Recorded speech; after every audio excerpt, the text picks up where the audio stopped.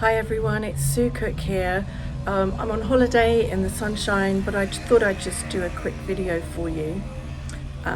So I want to explain to you how with DSI, Decision State Intelligence, we can make decision making from the invisible into the visible.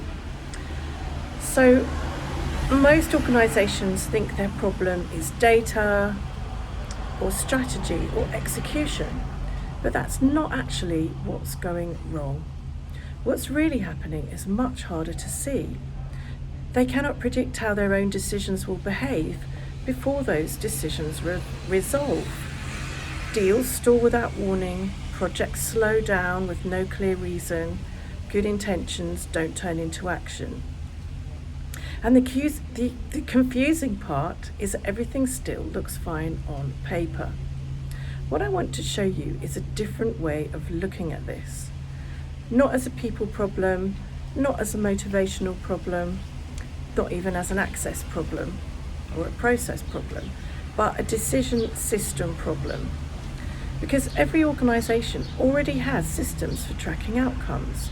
What they don't have is a system for understanding how decisions form, shift, and break down before outcomes appear. That gap is what we call decision state intelligence. Now, let's be specific about what breaks. You'll see things like a deal that should have closed stalls, a leadership decision that keeps getting revisited, a project that looks approved but never starts, stakeholders that go quiet without explanation. And usually the response is, we just need more clarity. We need better alignment. We need a stronger follow-up. Is this recording? Can't actually tell. Yeah, so bright here. But those are surface explanations and they don't explain the system underneath. What's actually happening is this. Every decision moves through three conditions. The state the system is in, the driver that's actually influencing behaviour, and whether that driver is accessible in that state. When those three are aligned, decisions move cleanly. When they are not, you get breakdown. Not because people are irrational, but because the system is misaligned. Think of it like this. State, the condition the system is operating in. Driver, what is actually motivating the decision. Access, whether that motivation can actually be acted upon. And then the outcome becomes predictable. Either commit, delay, stall, or ghost. And these are not random behaviours, they are system outputs. This is the important shift. Most organisations try to fix decisions at the outcome level, but outcomes are too late. By the time something has stalled or disappeared, the breakdown already happened earlier in the interaction between state, driver, and access. So the real question is not what happened, it's what conditions made that outcome inevitable. In other words, we can make the invisible visible. For example, a deal doesn't usually go cold randomly.